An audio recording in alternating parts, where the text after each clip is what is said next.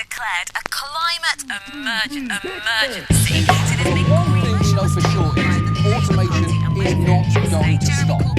What they're doing there is not democracy. Don't do this. When I'm stressed and worried, what often helps is to make a to-do list, getting my thoughts down on paper, writing everything that needs to get done, then working away at it. Yeah, much better. Well, that's how I like to describe the United Nations Sustainable Development Goals. A big to-do list that the world came up with because, honestly, the world feels kind of stressed and worried right now. Where do I even begin? How about climate change and sea level rise for starters? Or automation replacing human jobs? Or the continued degradation of our environment, endemic poverty, growing inequality, and see, now I'm all stressed out again. So to spare you from another the world is ending kind of video, let me summarize it this way. There are a lot of complicated issues causing uncertainty about the world's future, and the Sustainable Development Goals are honestly one of humanity's best attempts at putting it all down on paper. Okay, at this point I should probably tell you what's in this thing. So the Sustainable Development, I'm just going to call them the SDGs from now on. The SDGs came out of a 2015 conference of the United Nations in New York. Barack Obama was there. Shakira sang a cover of John Lennon's Imagine. Imagine this, no heaven. Which was alright. But most importantly, representatives from 193 countries came together and agreed on a plan to address our uncertain future. 17 goals for the world to achieve in 15 years, or by 2030, covering some of the most pressing issues facing the world today.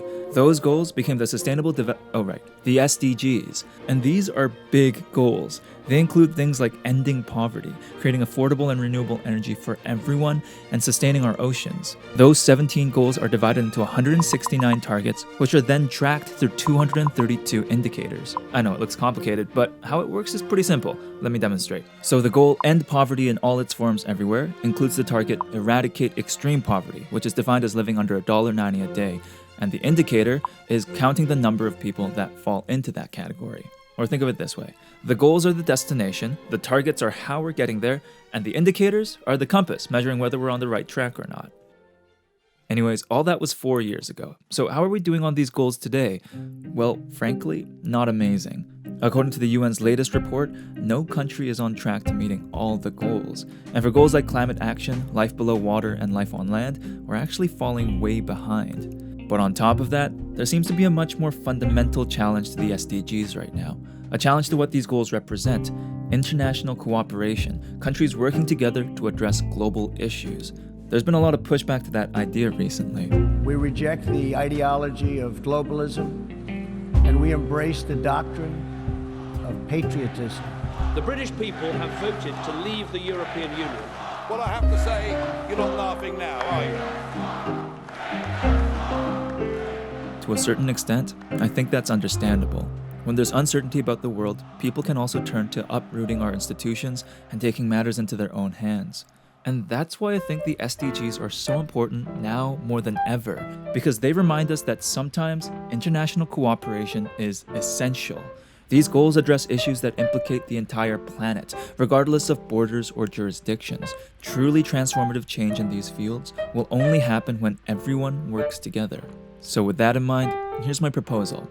If you, like me, are feeling stressed and worried about the future, I invite you to really find yourself in the SDGs. To start, check out the goals. There are tons of websites explaining what the goals are, but one of my favorites is sdgtracker.org. I'll link it below. Knowing the SDGs is really half the battle here, because chances are you or someone you know is already doing something about them. In Canada, the BC Council for International Cooperation launched the Movement Map, an online map where groups can identify themselves and how their work fits into the SDGs.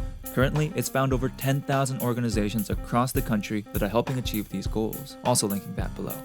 And if you want to do something about the SDGs yourself, well, here are a few easy examples. If you're a dude, clean up the house more often to help the world achieve Goal 5 by bringing more balance to the share of unpaid care and domestic work between genders. If you live in a city, advocate for better transit in your community to help meet Goal 11. Or if you've got some spare change, help raise $100 billion annually from 2020 onwards for the Green Climate Fund and help the world meet Goal 13. Like I said, super easy stuff. My final ask is to be an advocate for what the SDGs stand for, because this isn't just a to-do list. It's an idea that at the end of the day, we're all global citizens sharing one planet.